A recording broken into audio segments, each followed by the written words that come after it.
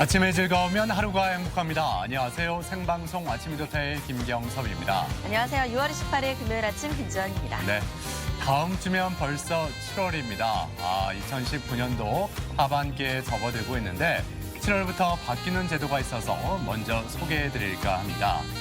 올 연말까지 승용차 개별 소비세가 5%에서 3.5%로 조정이 되고 네. 연간 한 번 지급하던 근로장려금 횟수를 연간 2회로 늘린다고 하잖아요. 네, 그렇습니다. 군인연금을 받는 분들도 꼭 알아두셔야 될 게요. 군인연금 수급자가 수사나 형사재판을 받는 경우에 혹은 1년 이상 외국에 체류하면서 관련 서류를 제출하지 않은 경우에는요. 연금 지급이 제한될 수가 있습니다. 네. 자, 그리고 지금은 은행 거래를 할 때 각 은행의 앱을 통해서 서비스를 이용할 수 있는데 하반기부터는 하나의 애플리케이션을 통해서 모든 은행의 서비스를 이용할 수 있게 된다고 합니다. 맞습니다. 이 외에도 정말 바뀌는 것들이 굉장히 많습니다. 달라지는 것들이 많은데요. 기획재정부 홈페이지에 들어가시면 정리가 잘 돼 있다고 하니까 혹시나 해당되는 건 없는지 꼼꼼하게 체크해 보셔야겠습니다. 네. 자, 그럼 오늘 날씨부터 알아보죠. 강혜라 기상캐스터. 네, 강혜라입니다. 네, 오늘 아침 하늘이 조금 흐린데 장맛비 소식이 또 있는 건지 오늘 그리고 주말 날씨까지 전해주시죠. 네, 오늘은 통풍이 잘 되는 시원한 옷차림을 하셔야겠습니다. 비가 지나고 난 뒤라 후텁지근해졌는데요. 오늘 대전의 한낮 기온은 28도로 어제보다 조금 낮겠지만 습도가 높아서 더 덥게 느껴질 수도 있겠습니다. 지금 충남 서해안과 일부 내륙에는 안개가 남아 있습니다. 차간 거리 넉넉히 두고 안전운전 하셔야겠습니다. 이 미세먼지도 말썽인데요. 전날 밤 유입된 국외 미세먼지와 대기 정체로 오늘 오전에 초미세먼지 농도는 나쁨 단계를 보이겠습니다. 외출하실 때 보건용 마스크를 꼭 착용해 주시기 바랍니다. 위성 영상입니다. 오늘은 동해상에 위치한 고기압의 가장자리에 들면서 구름이 많겠고요. 아침까지 산발적으로 빗방울이 떨어지는 곳이 있겠습니다. 지역별 날씨입니다. 낮 최고 기온은 천안 27도, 세종 28도, 대전 28도로 예상됩니다. 한낮에 당진 27도, 태안 26도, 부여 28도를 보이겠습니다. 바다의 물결은 모든 해상에서 잔잔하게 일겠고요. 서해 중부 해상에는 짙은 해무가 끼겠습니다. 해상 활동하시는 분들은 각별히 유의하시기 바랍니다. 주간 날씨입니다. 토요일에는 장마전선이 올라오면서 종일 비가 오겠고요. 다음 주에는 30도를 웃도는 무더위가 이어질 전망입니다. 날씨였습니다. 네, 앞서 하반기부터 바뀌는 것들을 몇 가지 짚어봤는데 참 시간이 빨리 흘러가는 것 같습니다. 네. 누가 지었는지 모르겠지만 이런 말 잘 지은 것 같아요, 정말. 어떤 거요? 20대는 20kg로, 40대는 40kg로, 50대는 50kg로. 시간이 참 빨리 갈수록 나이 들수록 후딱 흘러가는 그런 느낌이 들어요. 예. 저는 그 시계 중에 소리 안 나는 무음시계 있잖아요. 네. 무음시계를 쭉 보고 있으면 그 초침이 뭔가 빠르게 흐르는 것 같은 그런 느낌이 좀 들던데요. 아니 그런 착시 현상까지 네. 나이가 들고 있다는 뜻일 수도 있는데 그런가 봐요. 자, 가족 여러분은 어떠실지 궁금합니다. 지금 이 순간도 과거 속으로 이렇게 흘러가고 있는데 오늘 사진 사연 주제 이렇게 정해봤습니다. 순간은 시간이 되고 시간은 추억이 되고 자, 가족 여러분의 추억 속으로 시간 여행 한번 떠나볼까 하는데요. 네. 그땐 그랬지 하는 그런 추억 속 많은 풍경들 보내주시면 좋겠습니다. 네, 사진 사연 보내는 방법 알려드릴게요. 생방송 아침이 좋다 앱을 내려받으셔도 되고요. 혹은 인터넷 주소창에 아침이좋다.kr 입력하고 닉네임과 전화번호 쓰면 사진 사연 보내실 수 있습니다. 여러분의 추억을 많이 나눠주세요. 네. 자, 오늘 첫 소식, 우리 지역의 문화예술 소식을 전해드리는 문화나들입니다. 이 여름철, 특히 이 여름밤에 잔잔하면서도 여유가 묻어나는 재즈 한 곡 들으면 기분이 참 좋아지잖아요. 네. 이런 재즈의 매력에 푹 빠질 수 있는 공연이 대전에서 열린다고 합니다. 그렇습니다. 여름 감성을 물들여줄 공연이 아닐까 싶은데요. 거기다가 지난 1월부터 손꼽아 기다려온 공연이 드디어 오늘 시작이 됩니다. 부다페스트 페스티벌 오케스트라와 조성진 초청 연주회까지 지금 바로 만나보시죠. 여름날을 수놓는 음악의 향연. 대전을 감성으로 물들인다. 다채로운 색을 담아낸 재즈로 클래식 연주와 피아노 선율로 우리의 여름을 낭만으로 채워보자.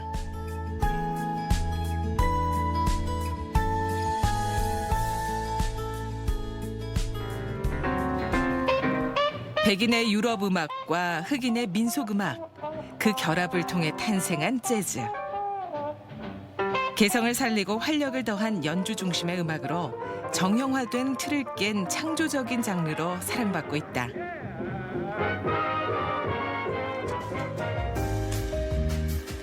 오늘을 시작으로 대전 예술가의 집에서 총 5차례의 공연을 선보이는 2019 재즈 릴레이 콘서트. 지역민을 위한 공연 기획 사업 프로그램 중 하나로 진행된다. 재즈인 갈라는 대전문화재단에서 기획하고 대전예술가의 집 누리홀에서 진행되는 공연으로 한국문화예술회관연합회가 주최하는 2019년 문화회관과 함께하는 방방곡곡 문화공간 사업에 공모 선정되었습니다.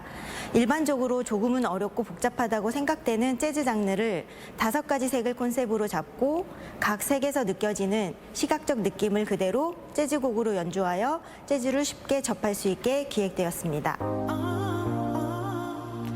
2017년을 시작으로 3회째 열리는 대전 릴레이 콘서트 공연. 첫 해는 국악, 이듬해는 타악, 그리고 올해의 테마는 바로 재즈다. 올드팝과 OST, K-팝 등 대중에게 친숙한 곡으로 구성한 재즈 음악. 5일에 걸쳐 5개의 팀이 선보이는 단독 콘서트 형식으로 재즈에다 각각의 색을 더한 2색 기획으로 만들어졌다. 재즈 릴레이 콘서트는 대전 시민에게 문화예술 향유 기회를 제공하고 예술가에게는 지역 인지도 확산 및 예술활동 영역 확장을 목적으로 하고 있습니다. 이에 따라 대전을 기반으로 활동하는 재즈 아티스트를 선정하고자 노력하였으며 기존의 인지도 있는 재즈팀뿐만 아니라 신진 재즈팀을 함께 구성하여 대전 재즈 발전 기반을 제시하고자 하였습니다. 2019 재즈 릴레이 콘서트와 함께하는 5팀의 아티스트 중 첫 주자로 무대에 오르는 팀은 양왕열 퀄텟. 패션 앤 패션이라는 주제로 정열의 색 레드를 표현한다.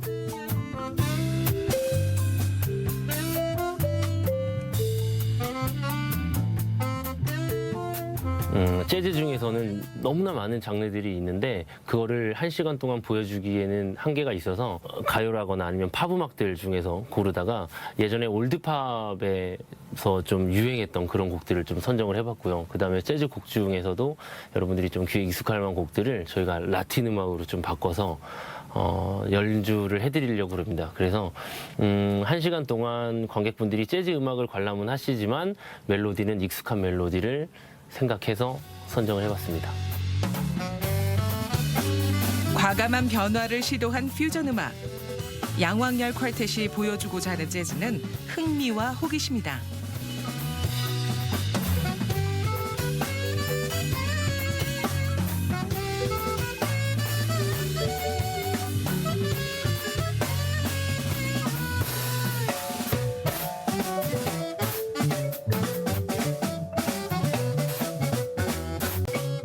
재즈라는 것 자체가 임프로비제이션, 그 이제 즉흥 연주잖아요. 그 순간순간 느끼는 감정들이나 상황들에 대한 대처를 이제 그 순간순간 표현해 내는 역할을 하는데 그 표현하는 것에 이제 정열적인 부분들이 있고 또 서정적인 부분들이 있고 뭐 여러 가지 감정들이 있는데 그것들을 이제 음악을 통해서 이제 관객들에게 더욱더 어필하고 또 관객들은 그 마음을 더 느끼고 해서 서로 교감할 수 있는 자리가 되었으면 좋겠습니다.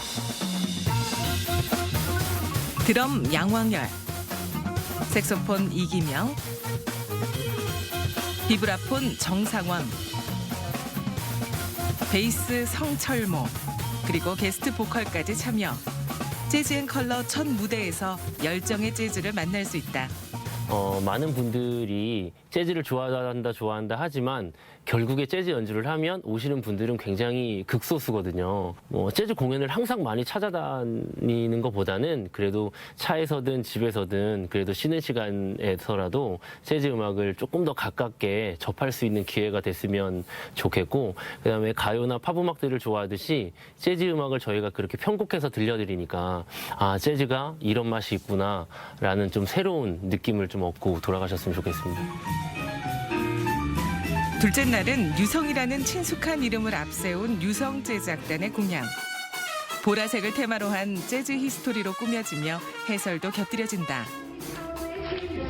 일요일 공연은 재즈에 소울에 우리의 정서를 접목하는 등 새로운 매력의 재즈를 전하는 재즈올로지.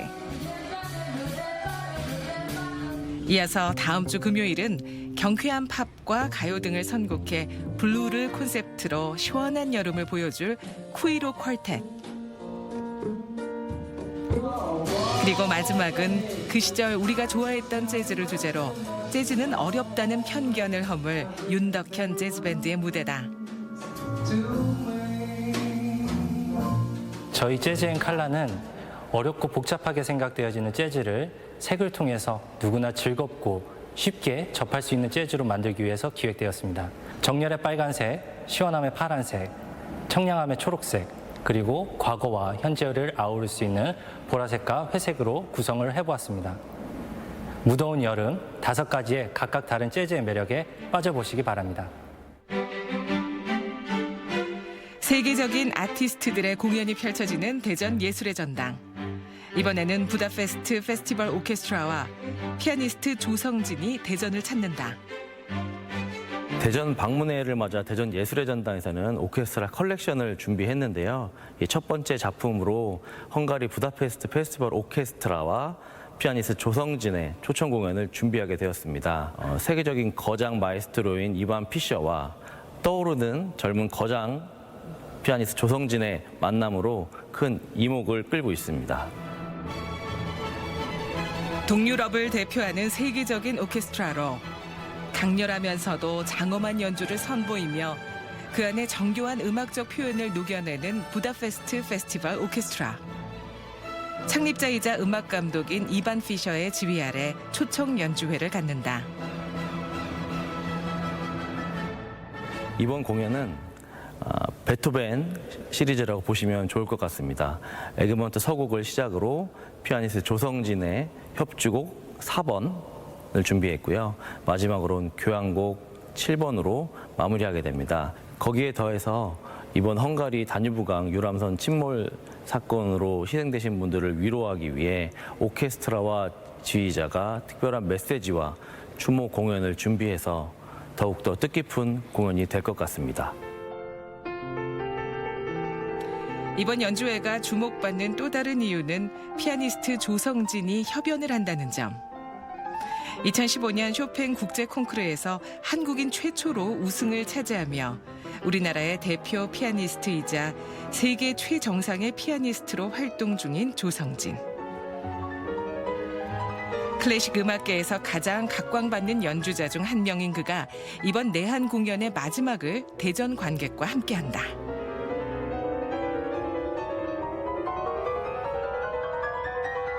대전 방문회를 맞이해 대전 예술의 전당에서 준비한 오케스트라 컬렉션 첫 번째 작품 부다페스트 페스티벌 오케스트라와 피아니스트 조성진의 공연 많은 기대 부탁드리겠습니다. 풍성한 음악 향연으로 가득한 우리의 여름. 재즈와의 만남과 클래식과의 교감까지 각기 다른 매력을 즐기고 느끼며 한여름의 감성을 음악의 언어로 채워보자.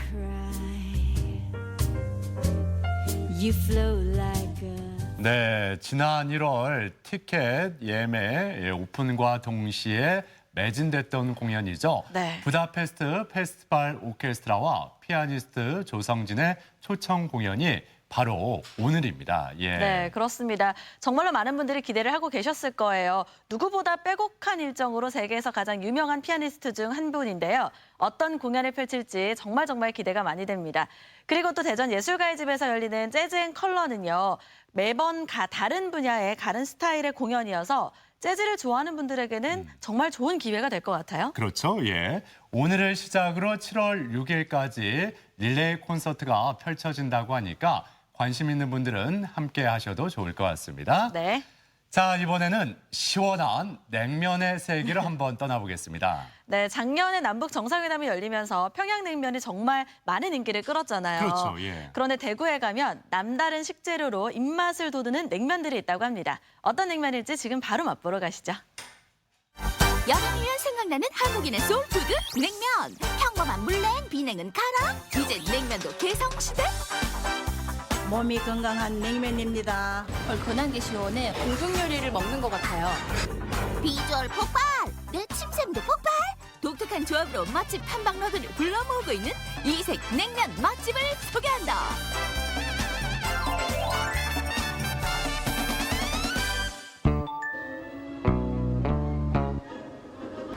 푹푹 찌는 무더위에 냉면이 절로 생각나는 요즘? 독특한 비주얼로 냉면 나왔습니다. 냉면의 새로운 변신을 꾀하는 곳이 있다는데? 맛있게 드세요. 네, 감사합니다. 맛있겠다. 어머머, 왠지 포크를 먹어야 될 것 같은 이 비주얼? 그 정체가 궁금하다. 선생님, 이거 파스타 아닌가요? 네, 파스타 아니고요. 냉면입니다. 여름철 저희 집 별미입니다. 이 별미 한 그릇이면 집 나간 입맛도 돌아온다나 뭐라나? 특히 여성들에게 인기 만점? 다른 소스 안 넣어도 국물이 달콤한 맛이 나요. 맛이 있습니다. 색깔도 너무 예쁘고요. 건강한 맛이에요. 여성 손님들의 호평을 받는 이 집의 냉면? 사장님, 쿨하게 비법 좀 알려줘요. 저희 집 냉면의 비법은 여기에 있습니다. 냉면의 비법이 어디 있나 했더니 어디에 있었다. 뽕나무 열매인 오디는 6월 이맘때가 제철이라는데? 현대인들에게 혈액순환에서부터 해서 굉장히 몸을 따뜻하게 만들어주는 그런 성질을 하고 있어서 사람들의 건강을 생각해서 제철 나는 과일들이랑 또 효소를 내어서 궁합을 맞추어서 그렇게 냉면에 육수를 사용을 하고 있었습니다. 오디의 달콤한 맛을 2배로 살려줄 제철 과일과 복분자까지 넣어주면 새콤달콤한 영양 만점 육수가 완성! 이것은 냉면 육수인가 건강식인가 보약이 따로 없다. 여름을 이겨내기에 필요로 한 성분들을 많이 가지고 있기 때문에 그래서 냉면에다가 이걸 물처럼 먹을 수 있게끔 만들었습니다. 약선 요리 연구가인 사장님의 끝없는 고민이 만들어낸 오디 과일 냉면. 오디와 제철 과일을 갈아 만든 이곳의 육수는 고추장 소스에 비해 자극적이지 않아 많이 먹어도 속이 편한 것이 특징이다. 그런데 단골 손님들 사이에서 이 냉면을 더욱 별미답게 먹는 법이 있다는데. 밥 말아 먹으면 진짜 맛있어요. 안 넣을 것 같아도 말은 정말 맛있습니다. 들어는 봤나? 과일 육수와 밥의 이색 조합? 집에 가서 또 생각나는 맛이라나 뭐라나. 오디 육수랑 그 탄수화물이 같이 섞이면 굉장히 소화도 잘 되고요. 굉장히 배도 든든하고 또 그 전날 숙취 해소에도 굉장히 좋아요. 남자분들이 특히 더 밥 말아서 드시면 숙취 해소에 정말 좋아합니다. 건강한 냉면이 떠오를 땐 오디 가지 마시고 오디의 영양이 알알이 살아있는 새콤달콤한 과일 냉면 한번 잡숴봐. 다음으로 찾아간 곳은 시내 중심가에 위치한 한 중식당. 입구에서부터 강렬한 포스 팍팍 풍겨주고 식당 안에는 손님들이 비장한 표정으로 궁금증을 팍팍 올려주니 여긴 대체 어떤 냉면집일까? 여기 냉면집 맞나요? 예, 맞아요. 중국식 냉면집이에요. 빨간 육수가 침샘을 자극하는 이곳의 냉면? 짬뽕 같으면서도 육개장 같은 비주얼이 사람을 더 헷갈리게 만드네. 마라 더시는 그거 말고는 더시예요. 마라 냉면하고 냉면은 우리 국물은 따뜻해서 나오는 거예요. 혀가 얼얼해지는 대륙의 매운맛 마라냉면. 각종 버섯과 채소들을 닭고기 육수에 우려내야 제맛이라는데. 我家的麻辣冷面是个麻辣烫的油素那个汤做的，然后搁金针菇、油白菜、黑木耳，还有鹌鹑蛋。面呢是中国的冷面，材料呢就是白糖、陈醋、辣椒油、麻油，还有盐水，还有大蒜。 마라냉면 맛있다 해. 중국 사천의 대표 음식 마라 요리는 한 입 먹으면 혀가 얼얼해지는 독특한 매운맛을 가지고 있어 이열치열을 즐기는 한국인 입맛에 딱이었다. 그래서인지 이곳은 마니아들이 즐겨 찾는 여름 냉면집으로 소문이 자자하다는데 여기 매운맛 좋아하는 언니아들 다 못 있네. 마라 냉면 시원하고 맛있어요. 뭐 면이 안 질겨서 좋아요. 부드럽고. 이 음식을 먹고 나면 땀을 확 쏟고 나면 정말 여름 더위를 날려버릴 것 같은 그런 맛 있잖아요. 여름에는 시원한 거 많이 찾지만 또 의외로 이열치열이기 때문에 얼큰한 게 시원해요. 속이 시원하고 냉면은 이거 진짜 중국의 고향의 맛이에요. 시원하고 달달하면서도 좀 한국 냉면하고 좀 차이가 있는 것 같아요. 맛있어요. 이 밖에도 마라냉면 자매품, 중국 냉면도 별미라는데 닭고기 육수에다 중국 간장을 넣어 달달한 맛을 낸 것이 특징. 대륙의 매운 냉면이냐 달달한 냉면이냐 여러분들도 먹어봐야 한다 해. 마지막으로 찾아온 냉면집. 점심시간만 되면 줄 서서 먹어야 하는 특별한 냉면이 있다는데. 여기요, 냉겨만 하나 주세요. 냉교 뭐시라? 메밀로 만든 궁중식 냉교면입니다. 메밀 교자를 사용해 이름 붙여진 냉교면. 예로부터 궁중에서 해먹던 메밀 음식인데 이 냉교면을 유독 즐겨 먹던 사람이 있다고 한다. 옛문헌에 보면 당뇨와 비만을 앓고 있던 세종대왕께서는 건강을 위해서 조선간장에 양지를 우려낸 육수에 동치미 국물을 섞어 메밀면을 드셨다는 기록이 있습니다. 저희 냉교면은 이를 바탕으로 해서 현대인의 입맛에 맞게 새롭게 만들게 되었습니다. 세종대왕이 먹던 궁중냉면을 현대식으로 재해석해 만든 냉교면. 육수 만드는 과정을 살펴보면 먼저 비율에 맞게 양조 간장을 조절한 뒤 한우 양지를 넣고 72시간 푹 끓여낸다. 이렇게 우려낸 육수는 5일간의 숙성을 거친 뒤 차갑게 해서 냉교면 육수로 사용되는데 메밀면과 함께 고명을 얹어주면 은은하면서도 깊은 맛의 냉교면이 완성. 이 고명으로 올리는 나물은 참나물입니다. 참나물은 건강에도 좋고 냉기면 국물을 더 깔끔하게 만들기 위해서 참나물을 올리고 있습니다. 어디에서도 맛볼 수 없는 여름철 별미에 소문 듣고 찾아온 손님들이 한가득. 호로록 호로록. 나도 한 입 먹고 싶다. 국물이 아주 깔끔하고 면이 탄력 있고 아주 좋습니다. 이건 꼭 드셔보셔야 됩니다. 네, 담백하면서 또 그 안에 이 신선한 재료가 들어가 있으니까 그 상큼한 맛? 네, 그런 것 때문에 이 계절에 굉장히 먹기 되게 좋은 것 같아요. 무더위에 지친 당신을 위한 세종대왕표 궁중식 냉면. 탱탱한 면발은 기본, 담백하면서도 은은한 맛의 육수가 일품. 올여름 냉규면 한 뚝배기 하시라요. 냉면의 변신은 무제. 무더위를 쿨하게 있게 해주는 여름철 별미. 냉면 한 그릇 드시고 올여름 건강하게 이겨내세요. 네, 우리가 냉면 먹을 때 물냉면, 회냉면, 비빔냉면 이 세 가지 중에서 하나를 고르게 되는데 네. 이렇게 더 다양하고 이색적인 냉면이 있는 줄 미처 몰랐습니다. 오디냉면, 마라냉면, 궁중식 냉면 세 가지 냉면 모두 맛있어 보였는데 네. 김지연 아나운서는 어떤 냉면이 입맛을 당기나요? 저는 일단 설명만 들어서는 네. 오디냉면이 먹고 싶어요. 오디냉면? 이게 과일 맛이 난다고 하잖아요. 예. 게다가 밥도 말아서 먹었는데 어떤 맛일지 정말 궁금합니다. 네. 네, 이렇게 시원한 냉면으로 마캉스 잘 다녀왔습니다. 대구에서 온 소식 잘 봤습니다. 네.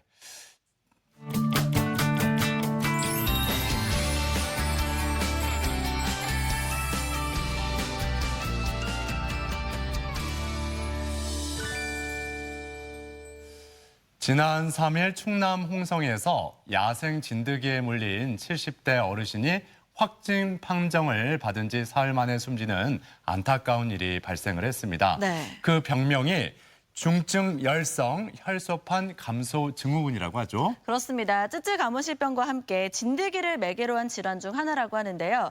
이렇게 야생 진드기로 인한 질환에는 어떤 것들이 있고 어떻게 치료하고 예방할 수 있는지 오늘 알아보도록 하겠습니다. 네.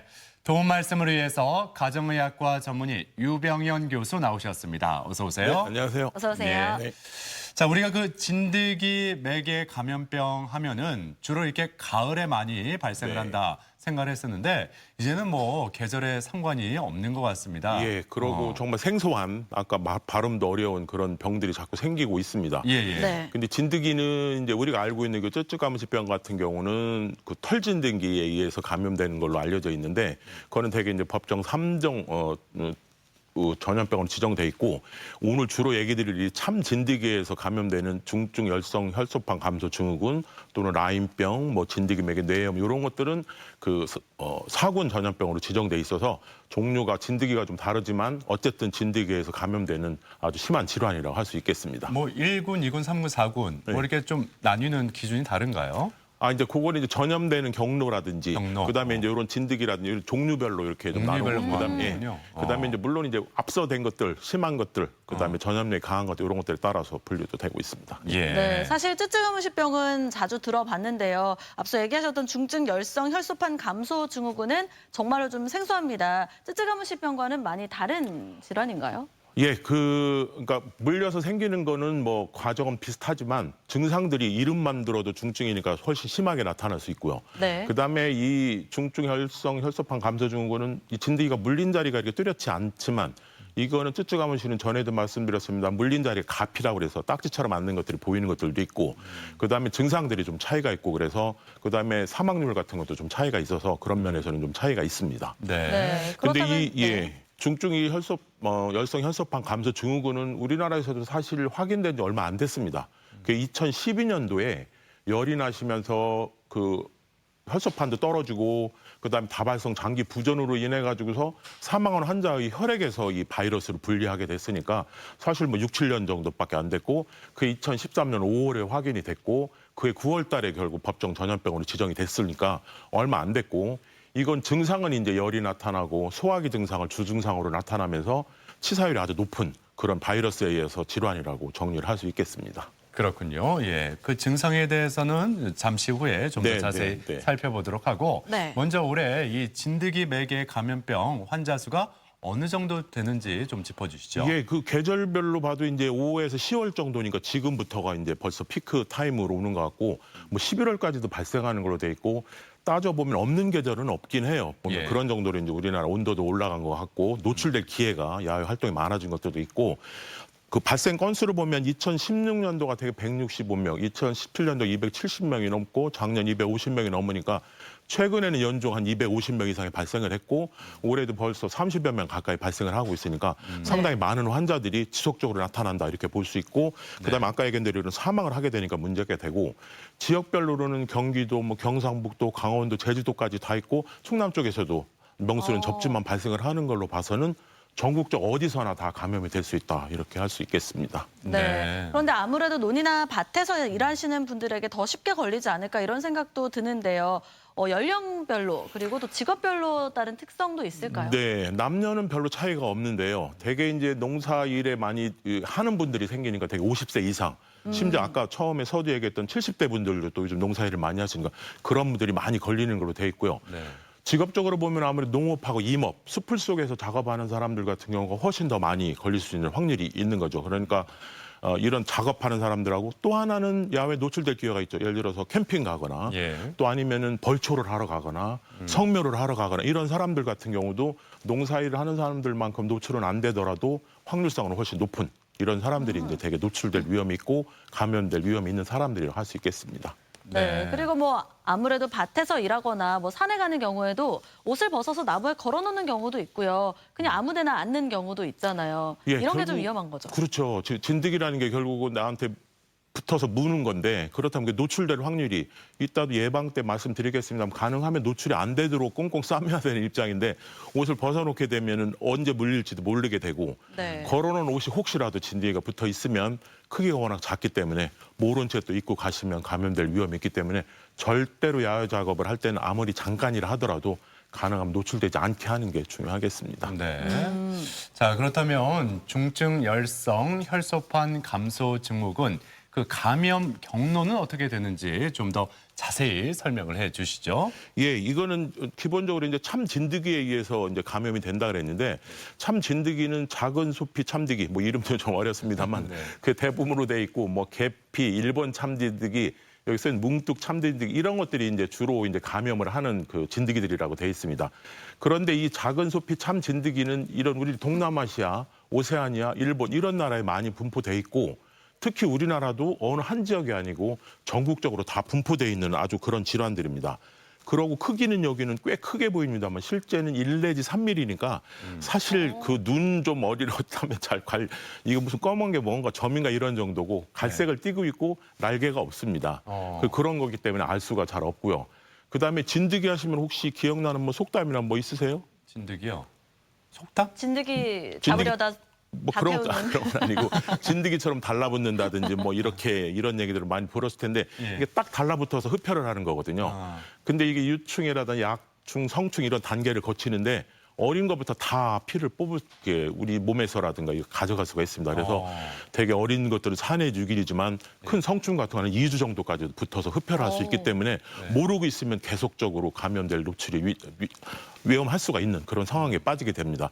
따라서 이런 것들이 노출을 안 하게 되는데 이것들이 그럼 무는 게 숙주가 누구냐? 그럼 아까 사람뿐만 아니라 포유류 중에서는 말, 소, 뭐 개, 고양이 같은 것들도 있고요. 예. 조류 같은 경우는 닭 같은 거, 참새 이런 것도 되고 네. 파충류는 뱀이나 도마뱀 같은 경우도 이런 것들 물을 수가 있기 때문에 언제든지 노출될 확률이 높다는 거죠. 그렇다면 그런 노출되는 경우들이 야외 활동뿐만 아니라 목장 같은 데도 소 같은 거 많으니까 충분히 그런 매개체들이 주위에 많이 있다 이렇게 얘기를 할 수 있겠습니다. 그런 동물들의 피를 마시고 나서 또 사람의 피부에 갈 수도 달라붙어서, 있겠고요. 예. 아니면 사람이만 직접 또 사람이 그 바이러스가 있는 진드기가 물어서 사람한테도 될 수가 있겠고요.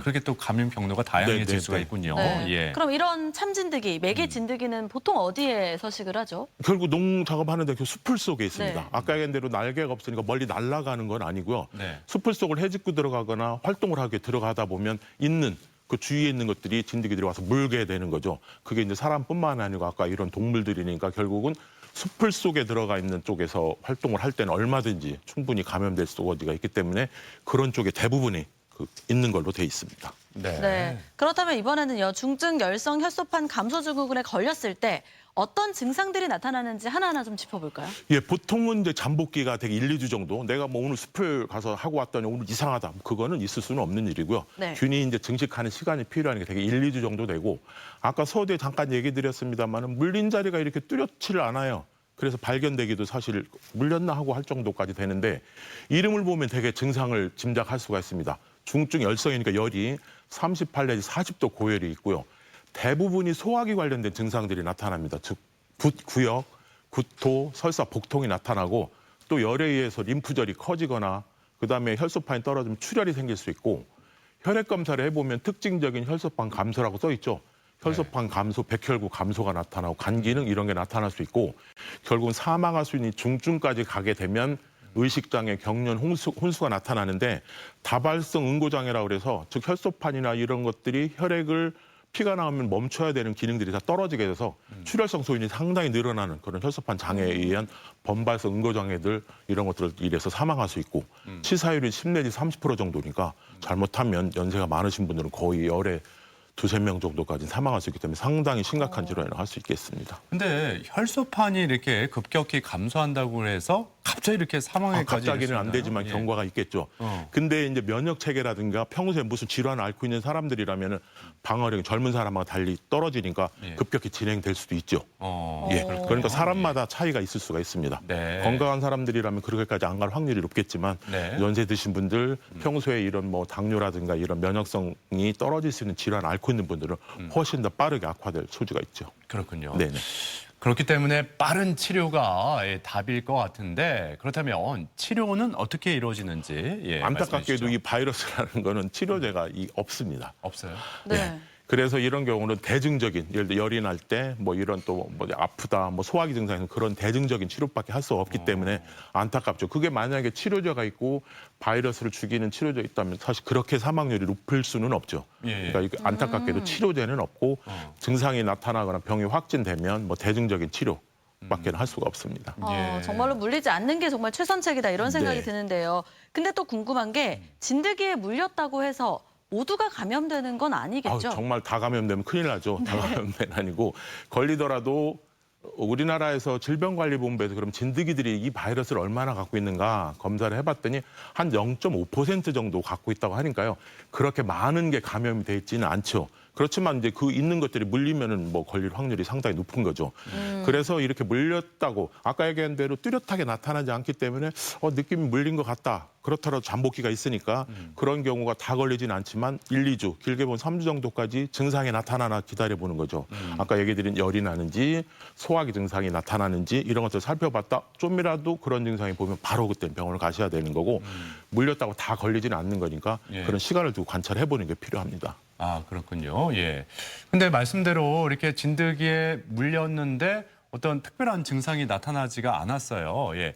그런데도 불구하고 우리 오늘 주제인 중증 열성 혈소판 감소 증후군에 대한 어떤 철저한 검사가 이루어져야 될까요? 꼭 그렇지는 않습니다. 그리고 또 안타깝게도 내가 뭐 물린 것 같아서 2, 3일 있다 가서 검사하면 혹시 확인할 수 있을까? 그렇지는 않기 때문에 안타깝죠. 그래서 예. 최소한도 증상이 나타난 이후에 검사를 해야지 우리가 진단할 수 있기 때문에 예. 혹시 이제 진드기가 이렇게 확인될 수도 있습니다. 물린 거를. 왜냐하면 아까 얘기한 대로 붙어서 피를 뽑고 있기 때문에 그런 경우 혹시 집에서 어설프게 뛰면은 아주 딱 달라붙어 있기 때문에 쉽지 않거든요. 예. 자신이 없으면 병원에 가거나 하셔서 핀셋으로 잘 떼내셔야 되고 그렇게 물렸다 하더라도 그걸 확인이 된 진드기라 하더라도 아까 얘기 드린 대로 바이러스를 갖고 있는 게 0.5% 정도밖에 안 되니까 결국 그것도 기다려보는 수밖에 없습니다. 예. 치료제가 있으면 미리 먹고 기다리면 좋은데 예. 안타깝게도 그렇지 않으니까 1 내지 2주, 길면 3주 정도까지 열이 나타나는지 구역부터 설사 같은 복통이 있는지 이런 것들을 살펴보셨다가 조금이라도 의심스러울 때 가서 그때 검사를 하셔서 확인을 받으시면 됩니다. 그래서 정리하면 어쨌든 물렸다고 다 걸리는 건 아니지만 네. 혹시라도 그런 경우에 의심스러우면 증상을 유심히 잘 살펴보고 시작이 되는 것 같거나 의심스러우면 그때 가서 확인을 받으시면 될 것 같습니다. 네. 그렇다면 이 부분도 궁금한데요. 사람 간의 전파도 있을 수 있나요? 예, 우리가 알고 있는 쯔쯔가무시나 우리 얘기하는 뭐 라임병 이런 것들은 사실 사람 간 전파는 없습니다. 중증열성 혈소판 감소 증후군도 우리가 얘기하는 재채기, 뭐 기침 이런 비말 통해서 전염은 안 되는 걸로 돼 있어서 입원을 하더라도 격리는 안 하는데 네. 아까 말씀드린 대로 중증 상태로 가면 최근에 중국이나 우리나라에서 이 체액이나 혈액을 통한 감염이 보고가 됐어요. 사람끼리. 그래서 이제 초기에 이렇게 잘 넘어가는 경우가 아니고 상태가 점점 나빠지고 출혈성 소인이 많아져서 체액의 위험이 노출이 돼서 중증 환자로 바뀌는 경우라면 격리를 하셔야 되고 그런 경우는 사람 간 접촉이 되니까 면회나 이런 것들이 금지가 되겠죠. 더불어서 이제 이런 환자들을 보는 의료인들이라면 보호장구를 다 쓰고 하셔야지 이런 감염이 되는 걸 막을 수가 있습니다. 그래서 초기라든지 이런 체액 이런 노출되지 않을 중증 환자가 아니면은 사람 간 전파는 문제가 안 되지만 중증으로 바뀌게 되면 충분히 가능성이 있다 이렇게 알면 되겠습니다. 그렇군요. 네. 네. 중증 열성 혈소판 감소 증후군 말씀을 들으면 들을수록 쉽게 그냥 넘겨서는 안 될 질환이다라는 생각이 드는데 네. 예방법이 가장 최선의 치료법인 것 같습니다. 그렇죠? 결국 안 물리는 게 최선이죠. 예. 그래서 예방법을 좀 살펴보면 일단은 보호장 그러니까 노출이 되기 전 그다음에 노출됐을 때 노출 후로 이렇게 나눌 수가 있는데 그 노출되기 전 같은 경우는 옷을 표로 나오시는데 항상 아까 얘기 드린 대로 노출된 상태가 안 되면 되니까 여기 적정 농장화본이라고 했습니다. 즉 긴팔, 네. 바지, 모자, 토시, 장갑에서 최소한도 외부에 피부가 노출되지 않게 하는 게 기본적으로 활동 전에 해야 되고 가능하면 아까 얘기한 대로 풀 속에 진드기가 있다고 얘기 드렸죠. 네. 그 주변에 웬만한 풀들 꼭 문제가 필요가 있는 것들 아니면 다 제거하고 기피제를 보조적으로 사용하는 것들이 이제 작업하기 전에 해야 될 일들이고 작업 중이라고 하면 이런 뭐 보조 도구 같은 것들이 있고 기피제도 시간이 지나면 우리 자외선 차단제처럼 효능이 떨어지거든요. 작업 중 오래 하는 거라면 중간에라도 주기적으로 뿌려줘서 안 오도록 해주는 게 중요하고 아까 말씀드린 대로 풀숲에 툭 던져놓고 일하시면 항상 노출 위험성, 진드기가 오대가 있을 위험성들이 있습니다. 그다음에 혹시 풀숲에서 용변 보다가라도 노출될 확률이 있기 때문에 당연히 활동 중에는 안 하셔야 될 일들이라고 할 수 있겠고요.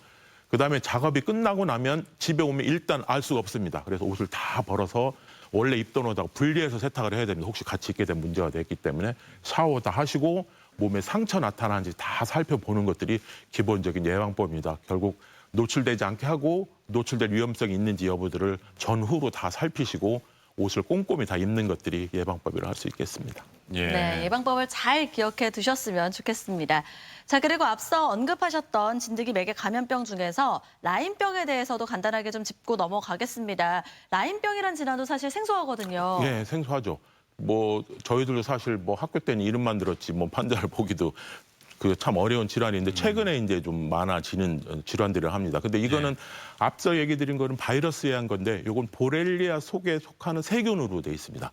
세균들이 결국 이제 그 진드기가 물어서 그 균이 들어오는 건데 결국 이 진드기도 물었을 때 그냥 한 번 물어서가 아니고 36에 48시간 정도 흡혈을 해야지 감염이 될 수 있고 그 균이 또 그 진드기가 그 균을 갖고 있어야 되고 그래서 이제 나가면서 그 균이 이제 폐람 속에 들어가야지 결국 발병이 되는 이런 조건들을 갖춰야지 되는데 아까는 그 열성 혈소판 감소 증후군은 대개 0.5% 정도 균을 갖고 있다 그랬는데 이 라임병은 한 1% 정도 균을 갖고 있다 그러니까 이것도 물렸다고 다 걸리는 건 아니고 아마 미국에서 혹시 교포들 같은 많이 알 텐데 미국에는 2만 건 이상이 매년 발생하는 걸로 어마어마하게 많은 질환입니다. 우리나라에서가 이제 최근에 좀 나타나는 것들이라서 잘 모르지만 어마어마하게 많은 질환들이고 발진들 이런 것들이 나타나서 최근에는 좀 더 많아지는 그런 질환이라고 할 수 있겠습니다. 그렇군요. 최근에 많이 발생하고 있는 라임병이다 이렇게 말씀을 하셨는데 그렇다면 우리나라 그 환자 발생 수는 어느 정도 되나요? 네, 우리나라 이제 그 법정 전염병 2010년도에 지정이 됐습니다. 그때는 뭐 한 2, 3명 있다가 최근 2, 3년 전부터는 2, 30명 정도 발생을 했는데 올해는 5월, 6월 합해서 벌써 60명이 넘을 정도까지 발생했습니다. 그러니까 점점 더 많아지고 있는 것 같습니다.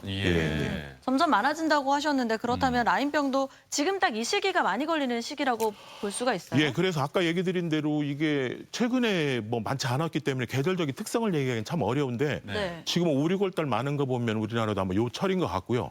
미국 같은 경우는 여름에 아주 많이 유행하려고 돼 있고 특히 그 시기가 야외 활동을 많이 하는 시기라서 여름철에 많은 걸로 돼 있으니까 우리나라도 아마 그렇게 가지 않을까 생각돼서 좀 더 이게 명수가 많아지면 환자 수가 많아지면 아마 그런 거에 대한 것도 통계가 나오리라고 생각을 합니다. 그렇군요.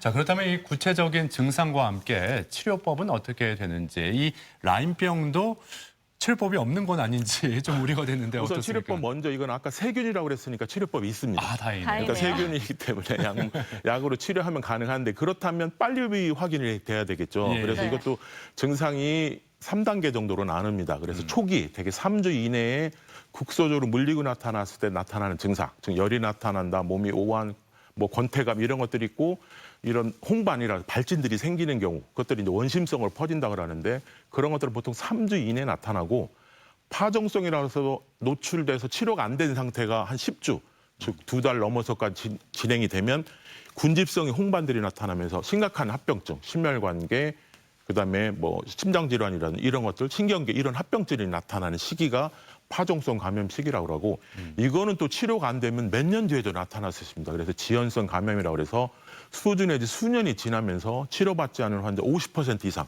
절반 이상에서 관절염이 올 수가 있습니다. 그러니까 혹시 이제 우리나라는 흔치 않아서 관절염 왔다고 그래 저거를 생각은 안 하거든요. 근데 아마 농촌, 우리나라도 많아지면 농촌 사람도 의심해야 되고 미국에서는 저렇게 많으니까 저거 관련된 관절염들도 상당히 있을 수가 있습니다. 따라서 이거는 말씀드린 대로 세균이기 때문에 초기에 의심되거나 그렇다면 바로 치료를 하시면 저렇게까지 진행이 안 되는 걸 막을 수가 있겠습니다.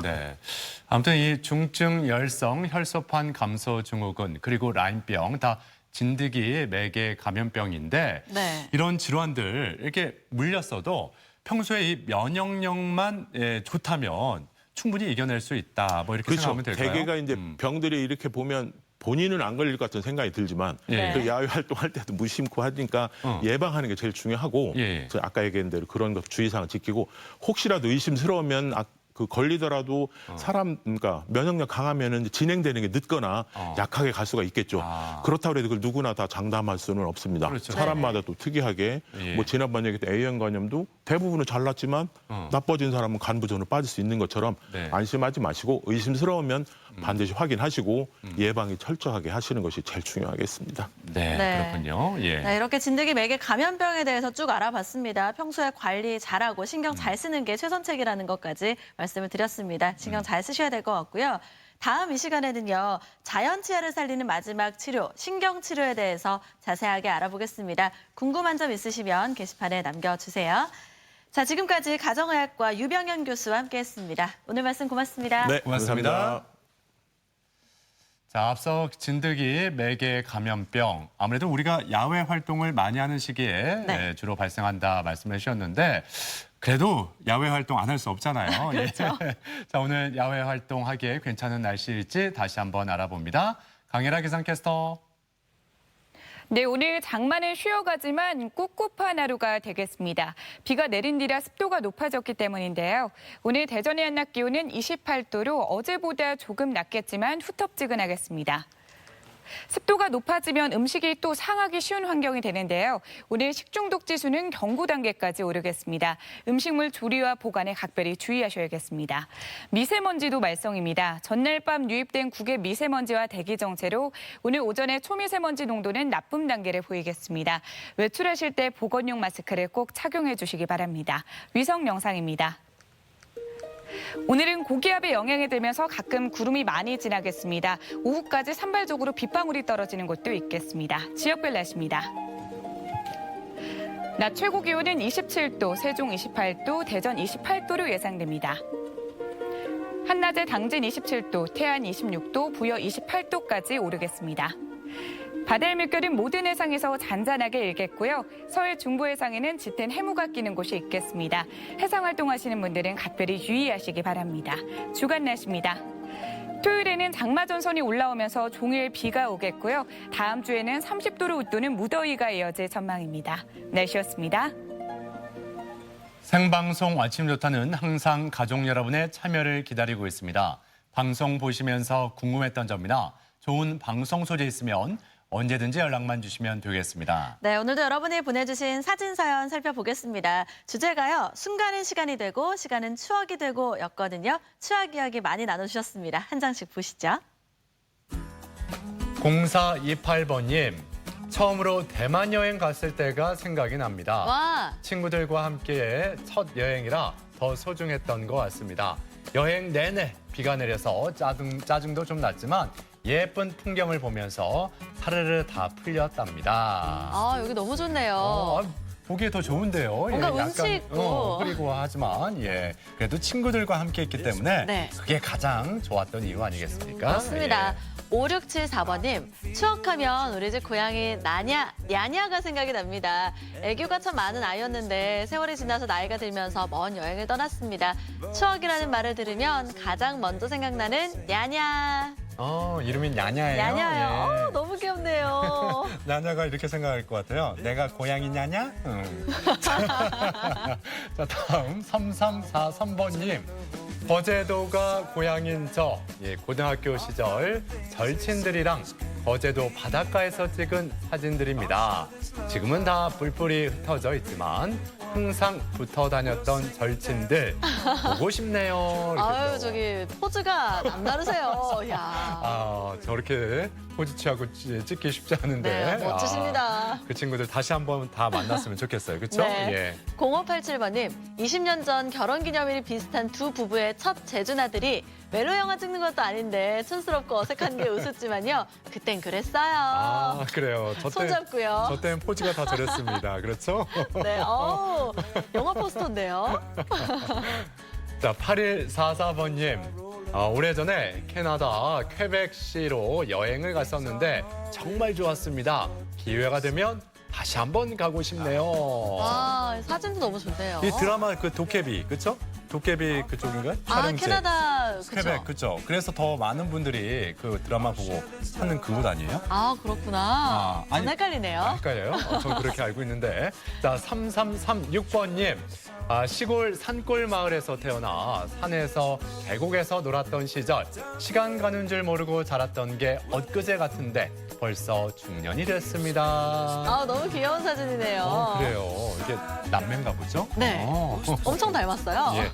7658번님, 큰아들과 작은 아들의 돌 사진입니다. 옛날에는 도령복을 입혀서 기념사진을 찍어주곤 했었죠. 맞아요. 저 때는 정말 저런 옷이 유행이었어요. 진짜 돌 귀여워요. 사진 찍을 때. 예.